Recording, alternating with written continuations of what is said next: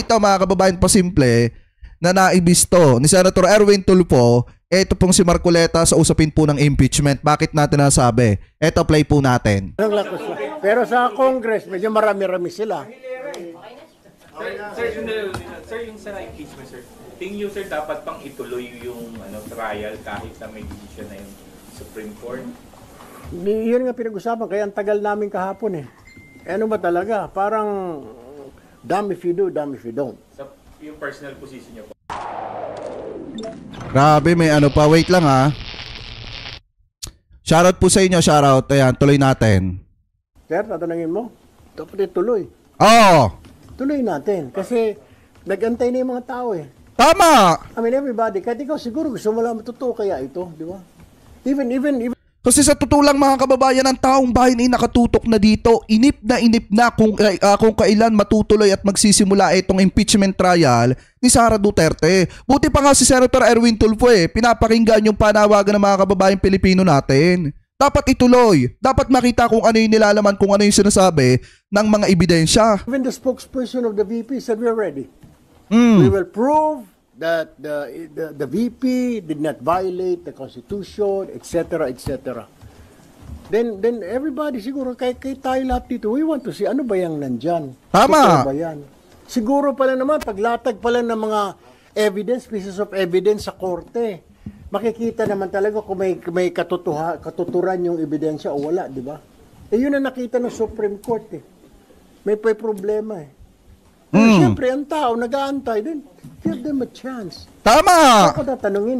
Eto na lang mga kababayan kung nakita ng Korte Suprema na may problema, kaya nila sinasabi na labag sa saligang batas yung impeachment ni Sara Duterte, yung naging proseso, dapat pagbigyan din naman yung taong bayan na makita kung ano ba yung mga nalabag para wag matuloy yung impeachment or kung may nalabag man. Ngayon mga kababayan, ang gusto lang naman kasing makita ng sambayan ng Pilipino, ninyo alam kung gusto ninyong makita yung mga ebidensya, lalo na yung mga bank account na sinasabi na pinapasukan ng drug money.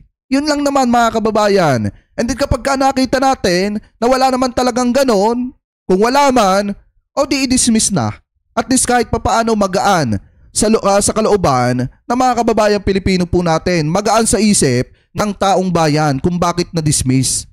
Kung i-dismiss nila nang wala pang trial, talagang hindi katanggap-tanggap yan para sa mga kababayang Pilipino po natin. Pero nga, lumabas nga itong decision, paano yan ngayon? Magkakaroon tayo ng constitutional crisis. Pag nilabanan natin, di ba? O sabagay, sabi lang, hindi daw itong first time na nagkaganon. Pero kung lalabanan mo, we will have a crisis. And that's a bad example to our people.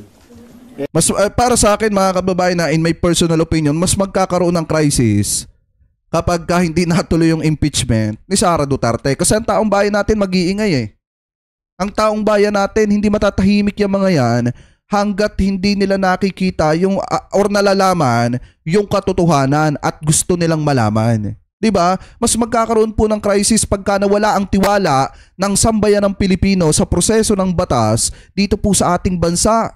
Dapat yun ang mas iniisip nila. Kung Senate niya umubra sa Supreme Court, dapat ang Supreme Court lang nagta-translate ng mga batas natin, di ba? We make the laws, they translate the laws. Di ba? Confirm lang namin, is there a resolution circulating seeking as the sentiment of the Senate po? A resolution daw po is circulating, seeking the sentiment of the Senate about the Supreme Court decision. And are you willing to sign that? No, resolution. Wala na pag-usapan namin kahapon doon, pero there's no such resolution. Pag ang napag-usapan namin, humingi yung minority ng hanggang August 6 para ma-review. Sabi ni Senator Ping, kayo mga lawyer, okay lang kayo, Senator Kiko, Senator Pia, paano kami mga civilian? 98 pages. So, pumayag din si Senator Marcoleta. Senator Marcoleta, one seat, kahapon. Finish. Pero nakiusap ang minority, bigyan nyo kami ng chance para ma-review. Pumayag po sila Senator Marcoleta. Kita nyo mga kababayan pumayag si Marcoleta mga kababayan. Di ba ano yung sabi ni Marcoleta nung una? Isuportahan ninyo ko.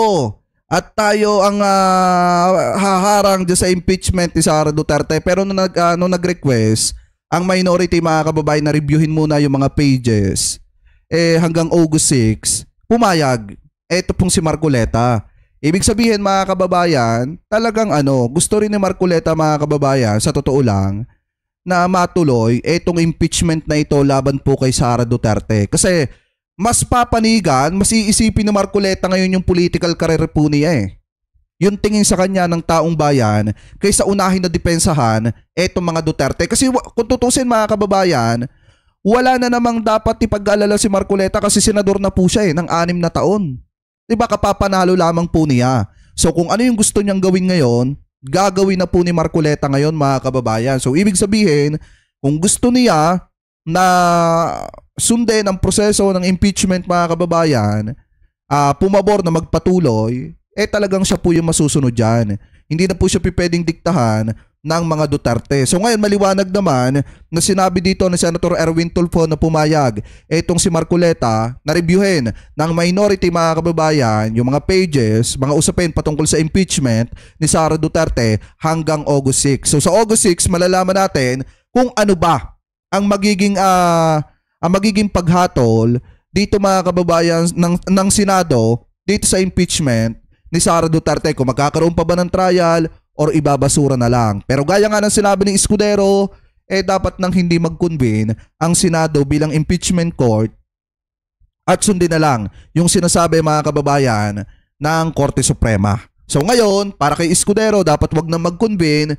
Pero dahil nga may minority mga kababayan na nagpapaikot ng resolution para magpatuloy itong impeachment trial ni Sara Duterte, so malalaman natin yan mga kababayan pagdating ng August 6. Ano po? So anyway, kayo, ano po mga kababayan ang komento ninyo? Hingil po dito sa mga topic na ito na tinalakay po natin. Ano po masasabi ninyo sa balita mga kababayan na alam na ni PBBM or may idea na itong si PBBM patungkol sa mga nasa sa likod ng pananamasa ng mga proyekto patungkol po dito sa flood control project mga kababayan. At ano rin po ang komento ninyo, hingil po mga kababayan dito po sa matinding banat ng dating profesor ng UP dito kay Senate President Chis Escudero. So comment below na lamang po mga kababayan kung ano po masasabi nyo hingil po dito sa mga topic na ito na tinalakay po natin. Ayaw ng INC sa mga kabataan. Kaya nga alam nyo, konti na lang iisipin ko mga kababayan na kaya lang nakikisama itong si Marcoleta sa mga Duterte dahil dun sa suporta ng mga DD-shit. Pero dahil napanalo na ngayon, itong si Marcoleta, mas iisipin niya yung kanyang kapakanan at yung kanyang political career. Ano po, anyway, shoutout po